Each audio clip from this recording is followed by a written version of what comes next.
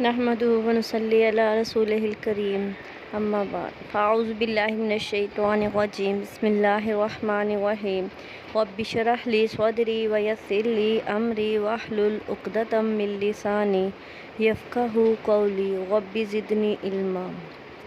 اللہ تعالی ہم سب کے عمل میں اضافہ کرے اور ہمیں ہدایت دے۔ آج جو ہمارا ٹاپک ہے وہ ہے استخارہ۔ استخارہ کن کن موقعوں پر کرنا چاہیے اور کیسے کرنا چاہیے، اور استخارہ کے کیا فوائد ہیں، آج ہم یہ جانیں گے۔ سب سے پہلے تو استخارہ شادی کے موقع پر ضرور کرنا چاہیے۔ شادی کا موقع جہاں خوشی کا موقع ہوتا ہے وہاں ذمہ داری نبھانے کا موقع بھی ہوتا ہے۔ ایسے موقع پر اللہ تعالیٰ سے دعا کرنا بہت فائدہ مند ہے۔ ایسے موقع پر جو دعا سب سے پہلے کرتے ہیں وہ ہے دعا استخارہ۔ اس کے بارے میں الگ الگ کانسیپٹ ہیں، معاشرے میں موجود ہے۔ دیکھا جائے تو استخارہ کیا ہے؟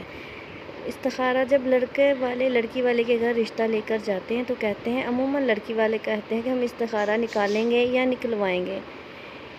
استخارہ نہ نکالا جاتا ہے اور نہ نکلوایا جاتا ہے، بلکہ کیا جاتا ہے۔ کیسے کیا جاتا ہے استخارہ؟ استخارہ کا مطلب کیا ہے؟ استخارہ کا مطلب ہے خیر کی دعا مانگنا۔ اس کا مسنون طریقہ کیا ہے، کس طرح کرنا چاہیے؟ زندگی میں انسان کو جب بھی کوئی اہم معاملہ پیش آئے تو اس موقع پر انسان کو 2 نفل پڑھ کر استخارہ کی دعا کرنا چاہیے۔ کون سی دعا؟ وہ ہے اللہم انی استخیرو علی۔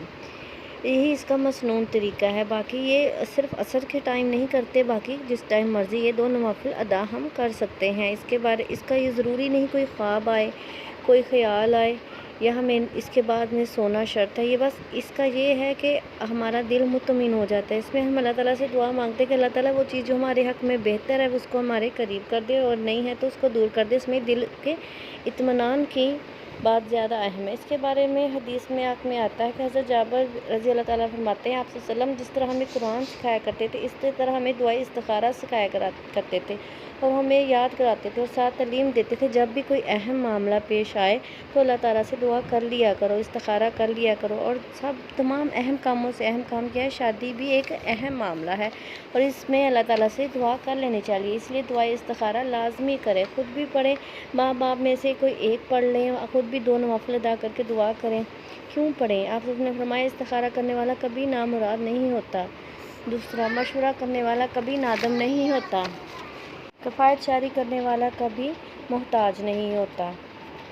جو شخص مشورہ کرتا ہے وہ شرمندہ نہیں ہوتا۔ اسی لیے اللہ تعالیٰ سے استخارہ کرنا بھی ایک طرح کا مشورہ ہے۔ اللہ تعالیٰ سے مشورہ کر لینا چاہیے۔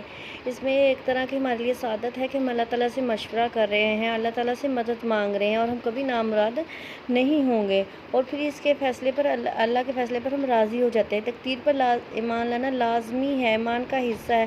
جب ہم استخارہ کر لیتے ہیں، اللہ تعالیٰ سے دعا کر لیتے ہیں تو پھر ہم اللہ تعالیٰ کے حوالے اپنا کام سپرد کر دیتے ہیں، اللہ تعالیٰ کی مدد ضرور آتی ہے۔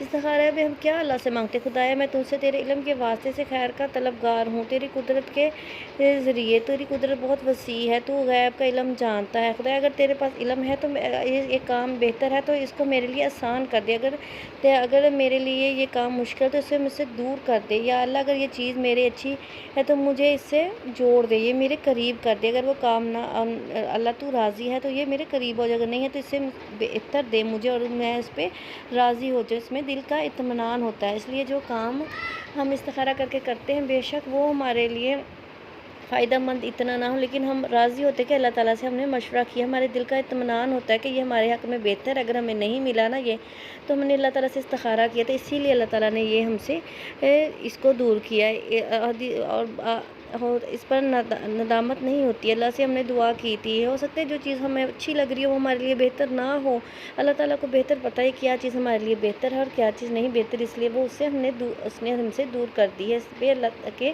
تقدیر پر راضی ہو جاتا ہے انسان۔ استخارہ بہت مفید چیز ہے۔ استخارہ کرنے والا کبھی نادم نہیں ہوتا۔ استخارہ کرنے اولاد آدم کے لیے سعادت کا باعث ہے۔ تقدیر پر راضی ہو جاؤ، اولاد آدم کے لیے اور انسان کی بدبختی ہے کہ وہ اللہ تعالیٰ سے استخارہ نہ کر اللہ کی تقدیر پر راضی نہ ہو۔ اس لیے ہر کام کرنے سے پہلے استخارہ ضرور کرنا چاہیے۔ اشہد ان لا الہ الا انت استغفرک و اتوب الیک۔ السلام علیکم ورحمۃ اللہ وبرکاتہ۔